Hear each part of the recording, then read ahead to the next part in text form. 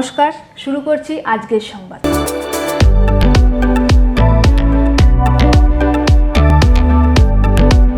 অনেকেই অভিযোগ করে থাকেন, কেউ একজন জনপ্রতিনিধি হিসেবে নির্বাচিত হয়ে গেলে তারপর আর এলাকায় তার দেখা মেলে না। এই কথাটা কিছু মানুষের ক্ষেত্রে সত্য হলেও সবার ক্ষেত্রে কিন্তু প্রযোজ্য নয়। আর তারই উজ্জ্বল দৃষ্টান্ত দেখতে পাওয়া গেল খণ্ডঘোষ ব্লকের কৈয়র অঞ্চলের গ্রাম পঞ্চায়েত সদস্যা নীলুফা বেগমের ক্ষেত্রে। তিনি তার এলাকায় একটি ঢালাই রাস্তা তৈরির কাজ দাঁড়িয়ে থেকে যেমন তদারকি করলেন, তেমন আবার হাত লাগালেন সেই কাজেতেও। স্বাভাবিকভাবেই বিষয়টি দৃষ্টি আকর্ষণ করেছে স্থানীয়দের।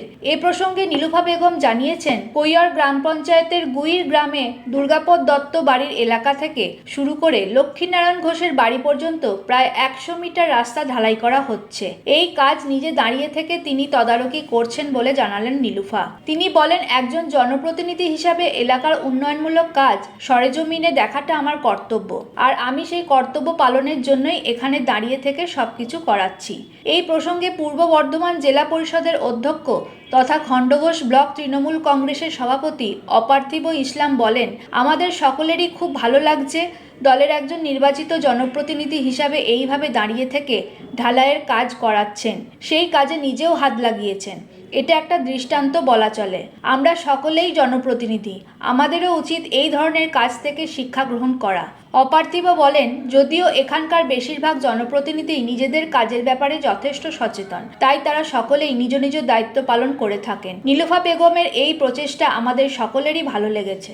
নমস্কার, আশা করি আমাকে চিনতেই পারছেন। সুকান্ত প্রামাণিক। আমরা মাস চারেক আগে আপনাদের জানিয়েছিলাম যে আমরা ডাক্তারবাবুদেরকে আমাদের স্টুডিও এনে আমরা একটা অনুষ্ঠান শুরু করতে চলেছি।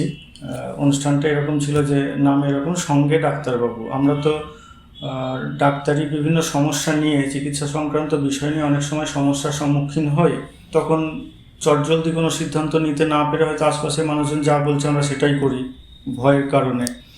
এবার আমরা এই মন্তব্যগুলো যদি সাধারণ মানুষদের কাছ থেকে না শুনে যদি বিশেষজ্ঞদের কাছ থেকে শুনি, যিনি যে বিষয়ে চিকিৎসক তার কাছ থেকে শুনি, আমাদের মনে হয় তার পরামর্শটা রোগের ক্ষেত্রে আমাদের অনেক বেশি উপযুক্ত হবে, অনেক বেশি কাজে লাগবে।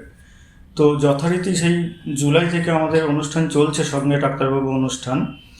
আপনারা যদি এই অনুষ্ঠানগুলো দেখেন আমাদের খুব ভালো লাগবে, আপনাদের জন্যই করা। প্রত্যেক মঙ্গলবার আমাদের স্টেট কার্ড নিউজ থেকে অনুষ্ঠান সম্প্রচারিত হয়।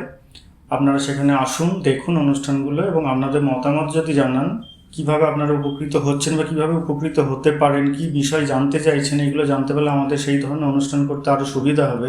তবে আমরা আগেও কিছু অনুষ্ঠানে বলেছি যে আমরা লাইক, শেয়ার, কমেন্টের জন্য অনুরোধ করি না, করবও না। সেটা যদি আপনাদের ভালো লেগে থাকে, আমরা এটুকু জানি বা বুঝি, আপনারা সেটা নিজে থেকেই করবেন। কাজে ওটা আমরা আলাদা করে অন্য বিভিন্ন জনের মতো বা বিভিন্ন চ্যানেলের মতো আলাদা করে কোনো দাবি বা আবদার রাখছি না। শুধু এটুকু অনুরোধ, আমাদের এই অনুষ্ঠানটা আপনারা দেখুন। আপনারা যদি উপকৃত হন এর থেকে, আমরা জানবো আমাদের এই পরিশ্রম সার্থক।